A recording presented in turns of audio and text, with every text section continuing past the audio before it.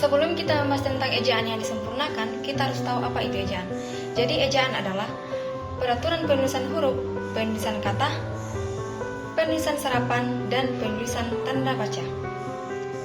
Selanjutnya, ejaan yang disempurnakan adalah ejaan Bahasa Indonesia, ejaan Republik, atau ejaan Swandi yang berlaku pada tahun 1972. Sejarah ejaan Bahasa Indonesia.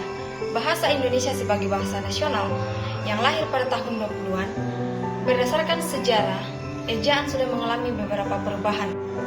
Yang pertama, ejaan Van Ophusen. Nah, ejaan ini mulai berlaku sejak bahasa Indonesia lahir di awal tahun 20-an. Ejaan ini merupakan warisan dari bahasa Melayu menjadi dasar bahasa Indonesia. Yang kedua, ada ejaan Swandi.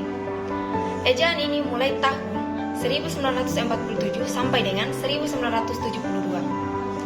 Yang ketiga, ejaan yang disempurnakan atau EYD. Nah, ejaan ini berlaku sejak tahun 1972 dan ejaan ini merupakan penyempurnaan dari ejaan-ejaan sebelumnya yang berlaku di Indonesia. Nah, ejaan ini diterapkan secara resmi mulai tanggal 16 Agustus 1972.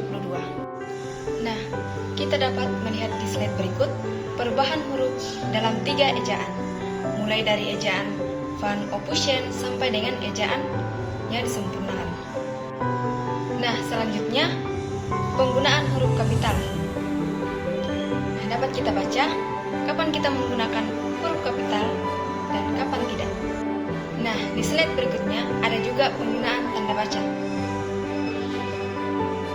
Tanda baca seperti tanda titik, tanda koma, tanda seru, tanda tanya, dan lain sebagainya. Selanjutnya, hal-hal yang perlu diperhatikan dalam EYD yaitu penggunaan huruf, penulisan kata, dan pemakaian tanda baca. Jadi, fungsi utama penggunaan ejaan yang disempurnakan atau biasa kita sebut dengan EYD adalah sebagai alat pemersatu dan menjadi tolak ukur bagi benar tidaknya pemakaian bahasa seseorang dan sekelompok orang.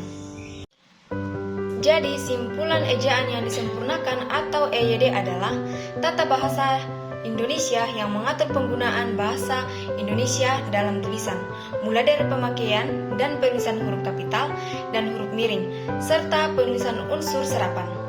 EYD di sini diartikan sebagai tata bahasa yang disempurnakan.